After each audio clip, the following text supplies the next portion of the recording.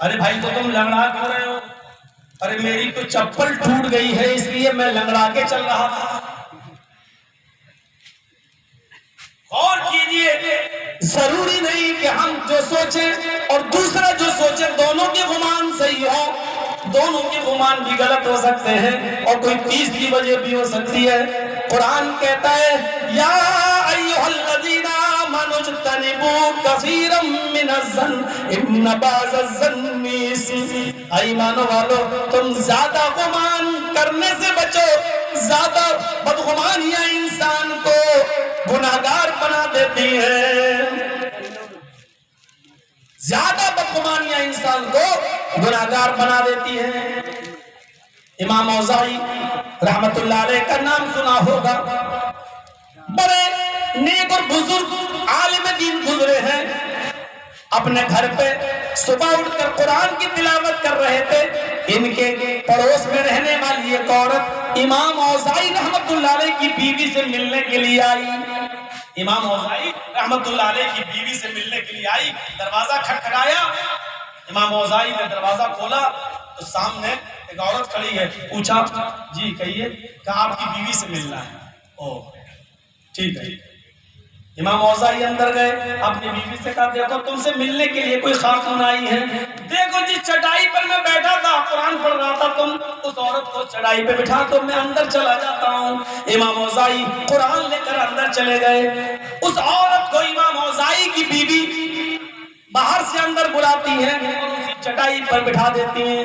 چٹائی بھیگی ہوئی تھی، چٹائی گیلی تھی، اس چٹائی پر بیٹھتے ہی اس گاؤں کی عورت کی شلوار پیچھے سے پوری بھیگ گئی، ایسے بیٹھی وہ پوری آپ بھیگ گئی۔ امام اوزاعی رحمت اللہ علیہ کا بچہ وہی کھیل رہا تھا اور اتفاق سے اس بچے نے اپنے کپڑے ہی میں پیشاب کر لیا تھا۔ اس عورت نے اس بچے کو دیکھا، اس کے کپڑے میں پیشاب دیکھا نہیں بھیگا ہوا، اس نے سوچا کہ یہ بچہ اس چٹائی پر بیٹھا تھا اور اس چٹائی سے اٹھ کے گیا ہوگا اور اس لڑکے نے اس چٹائی پر پیشاب کیا، اس پیشاب کی وجہ سے میری شلوار پوری کی پوری پیچھے سے بھیگ گئی۔ اٹھیو کہنے لگی یہ کیا کیا تم نے؟ مجھے اس چٹائی پر بٹھا دیا جہاں آپ کے بیٹے نے پیشاب کیا ہے اور اس پیشاب کو میرے کپڑوں میں لگ گیا ہے۔ امام اوزاعی کی بیوی کہتی ہے بہن گھبرانے کی ضرورت نہیں ہے، یہ پیشاب نہیں ہے، بیٹھو اطمینان سے، تمہارا کپڑا ناپاک نہیں ہوا ہے، کس مقصد سے آئی ہو وہ بتاؤ۔ وہ بحث کرنے لگی میں کیسے مان لوں یہ پیشاب نہیں ہے، تمہارا بچہ ابھی بھی اس کا کپڑا بھیگا اس چٹائی کے پاس سے ہی گیا ہے، تم کہتی ہو پیشاب نہیں ہے، دیکھو تو صحیح۔ امام اوزاعی کی بیوی کہتی ہے میری بہن بچے نے پیشاب کیا یہ سچ ہے، لیکن اس چٹائی پر نہیں آیا ہے، یہ چٹائی پر پیشاب نہیں ہے، میں کہہ رہی ہوں آپ انہی کپڑوں میں نماز پڑھ سکتی ہو، تمہیں دھونے کی بھی ضرورت نہیں ہے، بیٹھو تو صحیح۔ اس نے کہا نہیں نہیں مجھے مطمئن کرو، مجھے بتاؤ یہ کیسے پیشاب نہیں ہے، میں کیسے مان لوں۔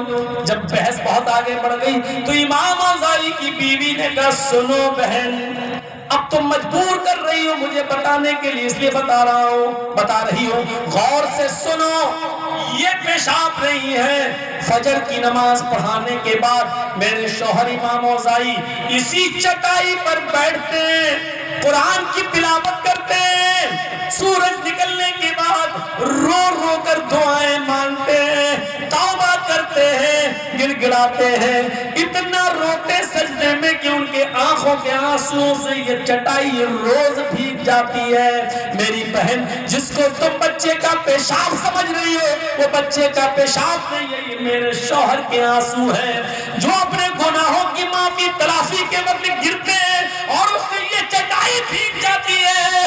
میں اپنے شوہر کی یہ نیکی بتانا نہیں چاہتی تھی کیونکہ وہ یہ کام مسجد میں بھی نہیں کرتے سب کے سامنے، وہ اپنے رب کو اسی چٹائی پر گڑ گڑا کر توبہ کر کے استغفار کر کے اللہ سے مغفرت طلب کر کے رو رو کر اسی چٹائی کو گیلا کرتے ہیں، یہ تنہائی میں اللہ کو یاد کرتے ہیں اور روتے ہیں، یہ میرے شوہر کے آنسو ہیں جس کو تم پیشاب سمجھ رہی ہو۔ دیکھیے بدگمانی کیا ہوتی ہے، وہ پیشاب سمجھ رہی ہے اور حقیقت میں وہ آنسو۔ تو بدگمانی ہم جو ایک دوسرے کے بارے میں، یہ چیز ہمیں اپنے بھائی سے دور کرتی ہے۔ ہم کسی کے بارے میں غلط تصور کریں۔